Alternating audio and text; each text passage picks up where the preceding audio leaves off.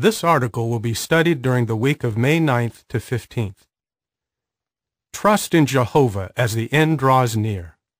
Theme text: Trust in Jehovah, you people, for all times. Isaiah 26:4. Paragraph 1. Question: What contrast is there between God's servants and people in the world? We live in a world where millions no longer know whom or what to trust, perhaps because they have been hurt or disappointed too many times. What a contrast to Jehovah's servants! Guided by godly wisdom, they know better than to place their trust in this world or its nobles. Rather, they place their lives and their future in Jehovah's hands, knowing that He loves them and that He always fulfills His word. Paragraph 2. Question: How did Joshua attest to God's trustworthiness? Joshua of old attested to God's trustworthiness. Toward the end of his life, he said to his fellow Israelites, "You well know with all your hearts and with all your souls that not one word out of all the good words that Jehovah your God has spoken to you has failed. They have all come true for you." Joshua 23:14. Paragraph 3. Question: God's name reveals what about Him? Jehovah fulfills His promises, not just out of love for His servants, but especially for the sake of His own name.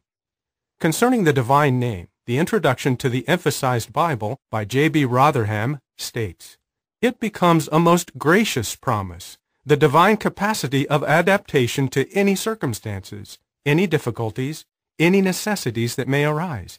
It is a promise, a revelation, a memorial, a pledge. To this name God will ever be faithful.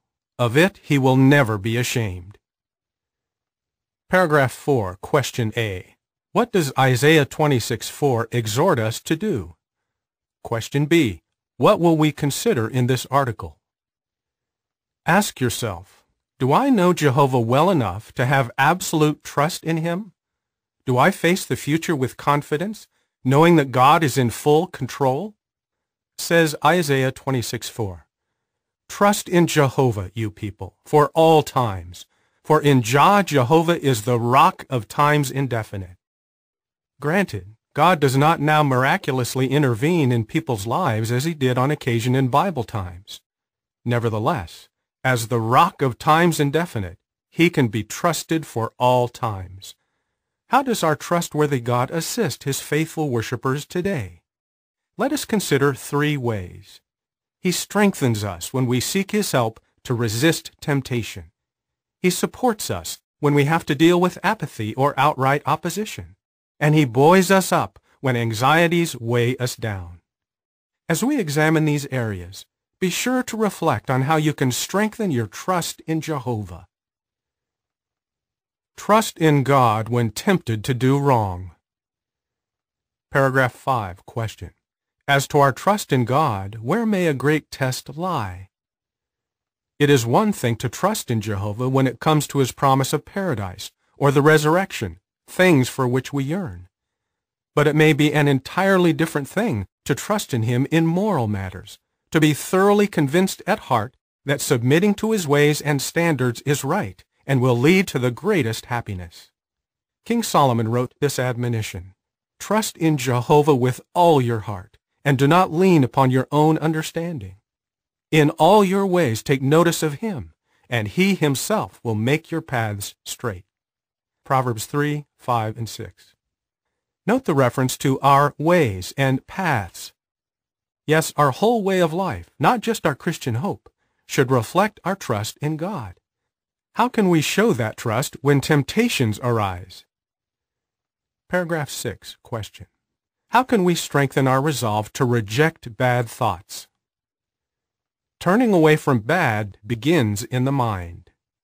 Romans 8:5 reads, "For those who are in accord with the flesh set their minds on the things of the flesh, but those in accord with the Spirit on the things of the Spirit." Ephesians 2:3 reads, "Yes, among them we all at one time conducted ourselves in harmony with the desires of our flesh, doing the things willed by the flesh and the thoughts, and we were naturally children of wrath, even as the rest." How then can you strengthen your resolve to reject bad thoughts? Consider these 5 ways. 1. Seek God's help through prayer. 2. Meditate on Bible examples of those who failed to listen to Jehovah and those who listened. Then note how things turned out for them. 3. Reflect on the mental and emotional harm that sin can cause to you and to your loved ones. 4. Think how God must feel when one of His servants falls into gross sin. Psalm 78:40 and 41 reads, "How often they would rebel against Him in the wilderness. They would make Him feel hurt in the desert. And again they would put God to the test, and they pained even the Holy One of Israel." 5. Imagine the joy that fills Jehovah's heart when He sees a loyal worshiper reject bad and do what is right, whether in public or in private.